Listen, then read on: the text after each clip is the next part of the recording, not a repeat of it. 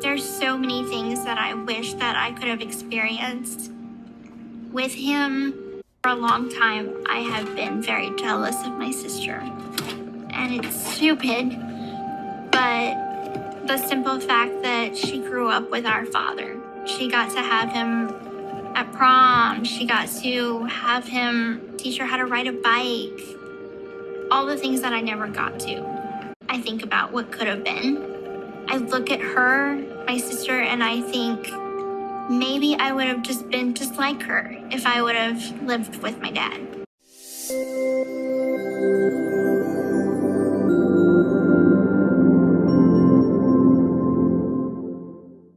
Hi, and welcome back to the Anti-Alienation Project. My name is Maddie, and here I talk about all things related to parental alienation.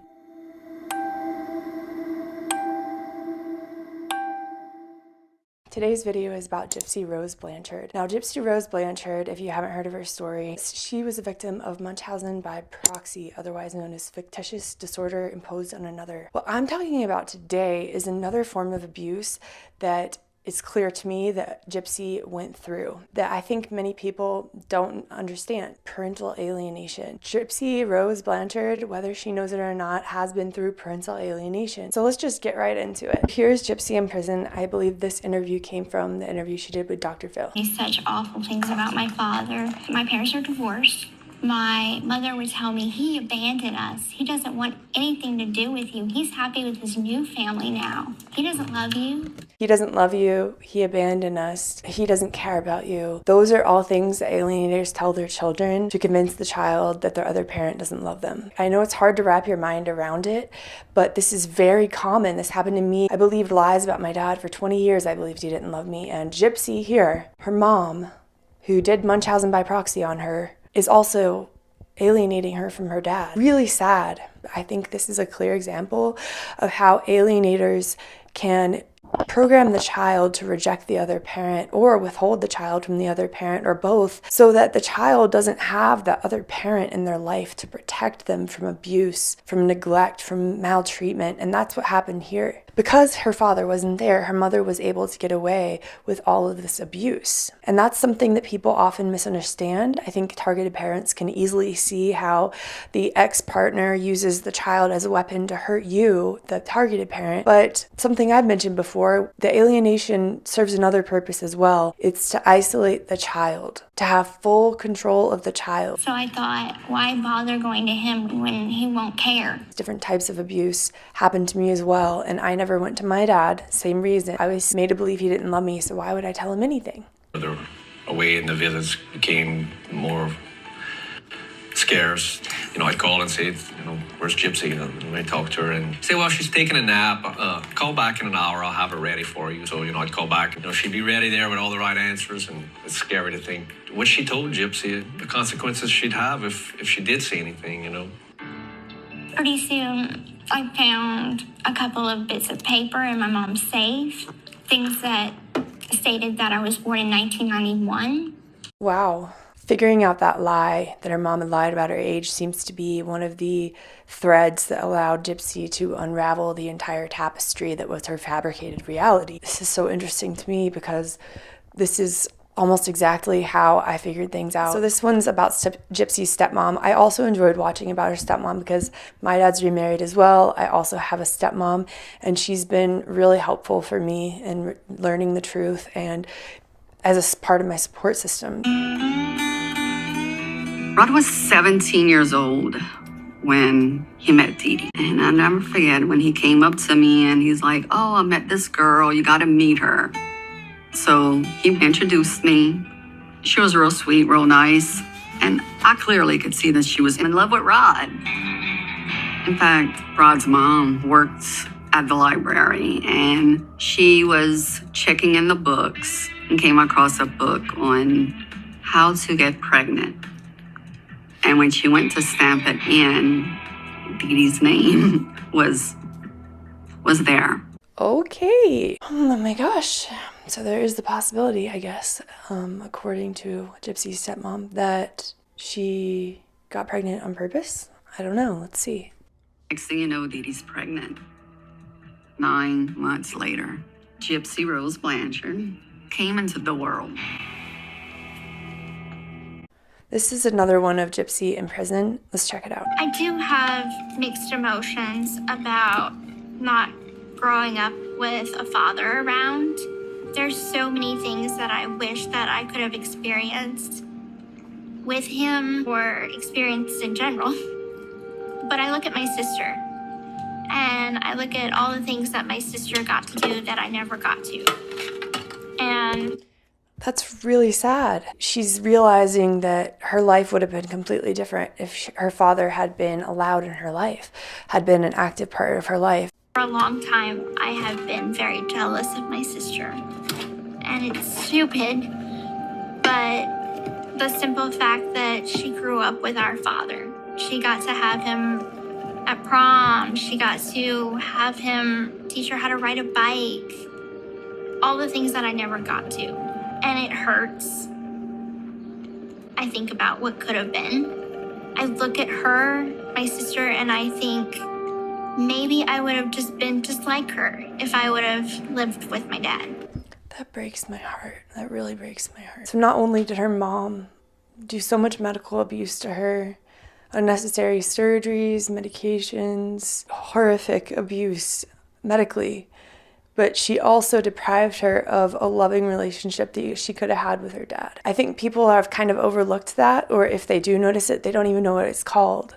So this is parental alienation. And the grief that you see her talking about right now is not limited to Gypsy. It's not limited to me. This grief is being felt by thousands upon thousands of adults who've woken up to the fact that they were alienated by one parent against the other parent. I want that opportunity for my father to guide me like a real parent should. But I do feel like my father doesn't want to tell me what to do because I have been told what to do my whole life. You know, that's a sign that her father is more mentally healthy, because she is an adult and he doesn't want to enable her or become like a crutch like her mom was. So that's a good sign, that I think.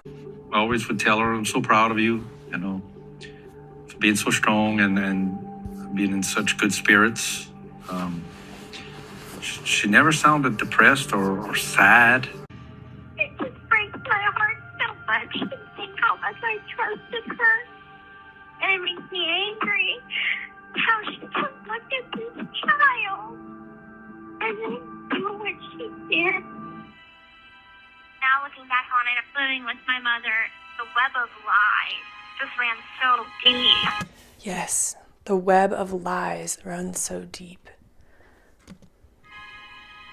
I think that she just spun it so big that she was enveloped within it and couldn't escape. When Gypsy talks about her mom, I actually hear a lot of empathy usually in her voice, which I think is pretty remarkable. I think Gypsy views her mom as someone who is really, really sick and ill instead of someone who is malicious or deceptive. I wonder if any of that has to do with a sort of Stockholm syndrome. After I went to prison, after the murder, everything came out about everything that my mother was telling me. A lot of this information came to me by either Mike, my attorney, or Christy, my stepmom. And then it got back to me. Mike had told me about what my mother was telling people about my father or about our family, our relatives. It was a lot to absorb. My two attorneys are telling me that my mother has something called Munchausen by proxy, and she was using me for money and abusing me medically, and then to tell me all of the lies and manipulation on top of it. So I felt, did I ever know her at all? My own mother? That statement right there, did I ever know her at all, my own mother? That's a statement I've heard many people in our support group make. That's a statement that I have made many times in the past 2 years. When you learn that you've been lied to and manipulated for so many years or decades, by someone that you should have been able to trust more than anyone else. So many emotions, but a big one is betrayal trauma. And at the crux of that, I think, is the idea, like, did I even know them? Did I know that my parent at all? Did I ever know her? When my mother and I moved to Missouri, I would have been 14 years old, and she was telling me that I was 12 years old. She doesn't look like she's in her 20s. This poor child. Gypsy's growth has been amazing. From this little meek girl, from our first conversation to not wanting to talk and being reserved, which I don't blame her, you know, because of what she grew up hearing about me from her mom. Till now, she has a backbone. Okay, very common when the ex gets a new partner. Alienators usually hate it and go crazy. So it sounds like Gypsy was told a lot of bad things about her stepmom and her dad. As you can see in these videos, that's alienation. I was told horrific things about my stepmom, and I even refused to meet her for a long time. That's super common with alienated kids. So it's really sad that she had a loving father and a loving stepmother that could have intervened if they had been allowed to be in her life. She says what she wants. She has no problem saying how she feels. Sometimes I ask her, "You sure I didn't have you?" You know? I want to say that I kind of helped her become who she is in that sense, because I don't sugarcoat with her. I'm always sort of speak your truth, you know. Good. That's what Gypsy needs. That's what anyone who's been through parental alienation, Munchausen by proxy, any type of severe psychological abuse, they need the truth. We need the truth. We deserve the truth. And she's sticking up for herself where she wouldn't before. You know, she got hounded a good bit when she was in prison, you know, for a while. And then she started growing a backbone and just saying, "I'm gonna tell you this, and if you don't like it, well, I'm sorry." She's not the same girl. Not at all, not even close. It's a total transformation. I mean, just to see her have hair was enough. But her confidence is amazing. It sounds like she has been able to really turn herself around and find her identity, find her voice, stick up for herself, increase her self-esteem from what her stepmom is saying. Murder is never okay. Killing is never okay. And I do not condone the murder that Gypsy and Michael Go-to-John did. But I do have to say that getting away from your abuser is the key to getting better for anyone who's suffering from abuse. That goes for parental alienation as well. You know, she's tough, Crocky. She's tough. Yeah.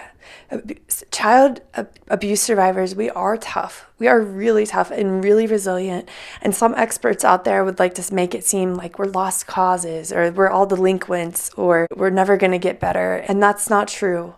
We are resilient. There is something called PTSD growth. That's post-traumatic growth, and that's where you use your experiences and your pain to create something beautiful, create something meaningful. And there are certainly a lot of people out there who've been through horrific things and are still kind people and are still good people. I think that's an important point to make. I hope that you found this video insightful or helpful. Thank you for watching. If you enjoyed, give it a thumbs up to get parental alienation in the algorithm. And if you're not a subscriber yet and you like what I'm doing here, please subscribe. Thank you so much, and I'll see you next time. Bye.